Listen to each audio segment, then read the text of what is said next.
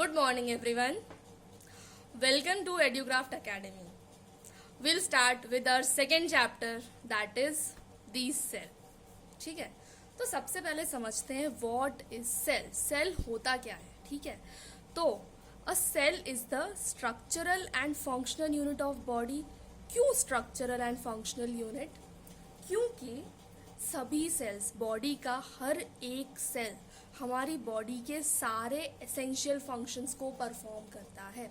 चाहे वो unicellular organism हो या मल्टी सेल्यूलर का पार्ट हो, बॉडी का हर सेल सारे एसेंशियल फंक्शंस को परफॉर्म करता है. ठीक है, चाहे एक्सक्रीटरी सिस्टम है, डाइजेस्टिव सिस्टम है, सभी इंपॉर्टेंट फंक्शंस वो होते कहाँ पर है? होते तो सेल में ही है. ठीक है, इसीलिए cell is the basic unit of life. ठीक है, cells are tiny building block that make up all living things. Tiny building blocks मतलब, इसका मतलब क्या है कि जो लिविंग थिंग्स हैं वो किसके बने हुए हैं? वो सेल्स के बने हुए हैं. जैसे आपको ये बात पता है कि सेल्स मिलकर क्या बन जाते हैं? टिश्यूज, है ना. क्या सेल्स टिश्यूज कैसे बनते हैं?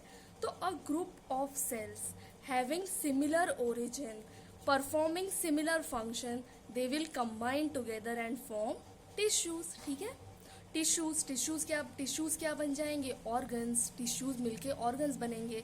Organ system will form the whole living thing. इसका मतलब जो लिविंग थिंग है वो सेल्स की ही तो बनी हुई है. मतलब सभी सेल्स ने मिलके ही तो लिविंग बीइंग को बनाया है, राइट.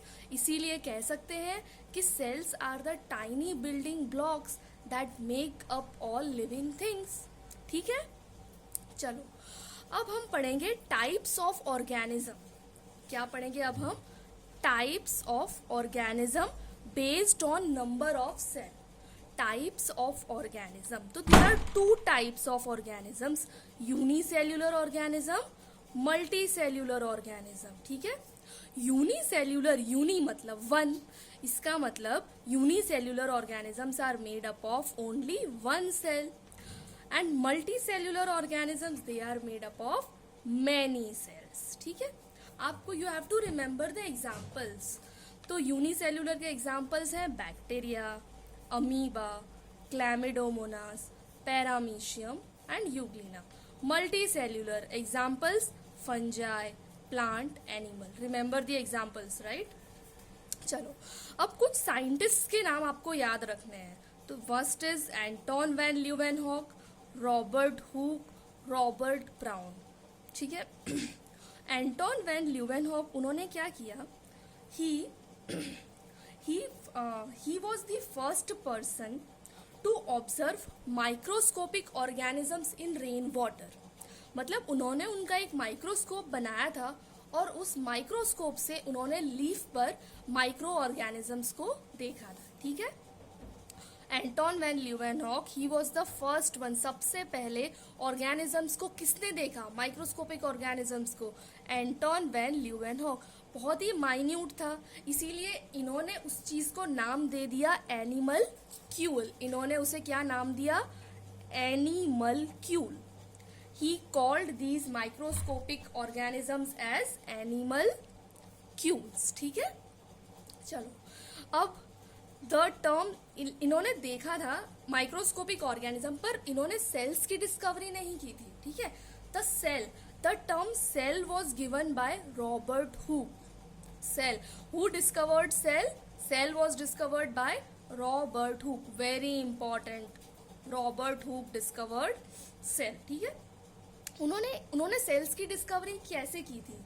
तो उन्होंने 1665 में ही observe thin slices of cork under microscope. उन्होंने कॉर्क होता है, व्हाट इज कॉर्क? तो cork is a plant material derived from the bark of tree. मतलब जो ट्री का बार्क था वहां से उन्होंने कॉर्क के टिश्यूज को डिराइव किया और उन्होंने उसे प्रिपेयर किया और माइक्रोस्कोप में देखा. ठीक है, he observed thin slices of cork under microscope. What, उन्हें क्या दिखाई दिया?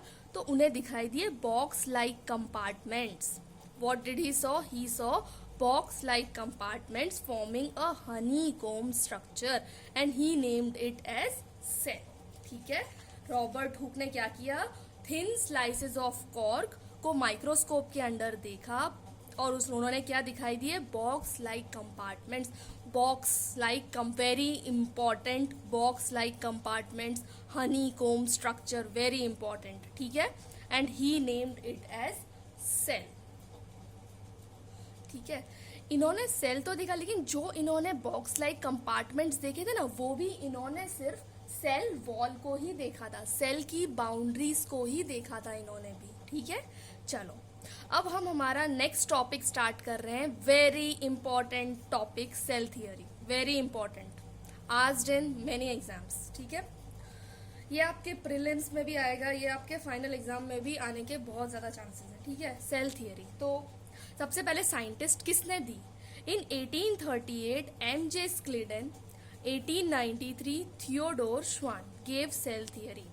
Very important scientist M.J. Skleden and Theodore Schwann gave the cell theory. ठीक है, what are its postulates? Cell theory states as follows: all living organisms are composed of one or more cells. सीधी सी बात है, सभी living organisms, हमने अभी देखा types of organisms, या तो यूनिसेल्यूलर या मल्टी सेल्यूलर. तो अगर वन है तो यूनिसेल्यूलर, मोर सेल्स हैं तो multi cellular, right? All living organisms are composed of one or more cell. Cell is the unit of structure and function. Yes, हमने देखा अभी, each and every cell performs the essential functions of life, right? So we can say that the cell is the unit of structure and functions. New cells arise from pre-existing cells. Yes, by cell division. ठीक है, how new cells arise from pre-existing cells? by cell division. इसका मतलब one cell होता है, वो cell divide होके to sales बन जाते हैं. अब टू सेल्स हैं, वो डिवाइड होके फोर सेल्स बनेंगे, फोर सेल्स 8 सेल्स बनेंगे. ठीक है, जैसे कि जब बर्थ होता है तो जाइगोट इज सिंगल सेल, वो सिर्फ सिंगल सेल है, but by repeated cell divisions zygote का साइज इंक्रीज होता है और धीरे धीरे whole human body is formed. समझ आया आपको? New cells arise from pre existing cells. ठीक है, दिस इज वेरी इंपॉर्टेंट कि सेल थियरी क्या स्टेट करती है. Please remember these 3 points. ठीक है, चलो, viruses are an exception to cell theory. Viruses are an exception. Viruses does not follow cell theory. ठीक है, क्यों? Viruses are an exception to cell theory. Very important. ठीक है, why viruses are exception? Because viruses are acellular structure. They are not made up of cells. Viruses are not made up of cells. They have nucleic acids but lack DNA replication machinery and replicate and reproduce inside host cell using replication machinery of host only. ठीक है, viruses एसेल्युलर structures होते हैं, sales नहीं होते हैं उनमें, उनके पास nucleic acids होता है. न्यूक्लिक एसिड उनमें होता है, but they lack DNA replication. मतलब उनके पास न्यूक्लिक एसिड है लेकिन उनका डीएनए रेप्लिकेट नहीं हो रहा है, सेल डिवीजन नहीं हो रहा है उनमें, उनके अंदर डीएनए रेप्लिकेशन नहीं हो रहा है. वो कब रेप्लिकेट करेंगे? They can replicate and reproduce inside host cell only. ठीक है, तो जब वायरसेस होस्ट सेल यानी दूसरे लिविंग ऑर्गेनिजम्स जैसे ह्यूमंस, लिविंग ऑर्गेनिजम्स की बॉडी में एंटर हो जाएंगे तो वो उनकी रेप्लिकेशन मशीनरी से डिवाइड होंगे, सेल डिवीजन होगा, रिप्रोडक्शन होगा. वो कैसे होगा? होस्ट बॉडी की रेप्लिकेशन मशीनरी को यूज करेंगे. उनके पास खुद का रेप्लिकेशन मशीनरी नहीं है. ठीक है, समझ आया आपको? इसीलिए अब सेल्स में तो सेल डिवीजन होता है लेकिन वायरसेस में नहीं होता. इसलिए therefore viruses are an exception to cell theory. This is very important, समझना है. Viruses are an exception to cell theory. Why? ठीक है, अब next topic that is microscope. What is microscope? Microscope is an instrument used to magnify enlarge objects, magnify करने के काम आता है।